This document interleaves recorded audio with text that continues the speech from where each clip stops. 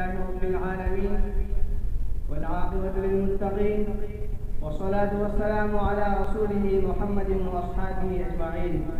أما بعد، قال الله تعالى: إن الصلاة تنهى عن الفحشاء والمنكر.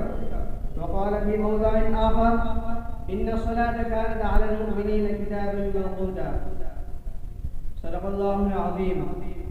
أيها الحاضرون، أريد أن أخطب أمامكم اليوم حول الموضوع الصلاة.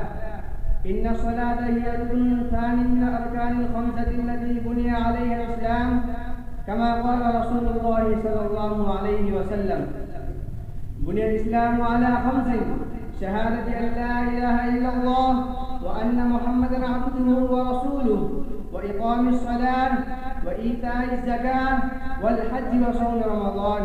وهي من العبادات البدنية المحضة، وقد وردت لها فضائل كثيرة في القرآن والأحاديث النبوية. وقد قال رسول الله صلى الله عليه وسلم فيها: العهد الذي بيننا وبينهم الصلاة. وقال رسول الله صلى الله عليه وسلم: الصلاة عماد الدين، ومن أقامها أقام الدين، ومن تركها فقد هدم الدين. وقال النبي صلى الله عليه وسلم: لكل شيء علامة، وعلامة المؤمن الصلاة. وقال رسول الله صلى الله عليه وسلم: من ترك الصلاة متعمدا فقد كفر.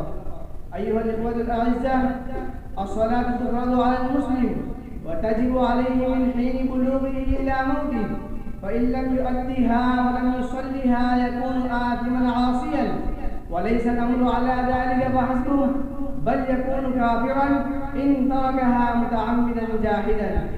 الصلوات الخمس مكفرات لما بينهن من الذنوب والخطايا، وهي تغسلها وتمحوها كما يغسل الماء الدرن والدنس، كما قال رسول الله صلى الله عليه وسلم: أرأيتم لو أن نهرا بباب أحدكم يغتسل فيه كل يوم 5، هل يبقى من درنه شيء؟ قالوا: لا يبقى من درنه شيء. قال: فذلك مثل الصلوات الخمس يمحو الله بهن الخطايا.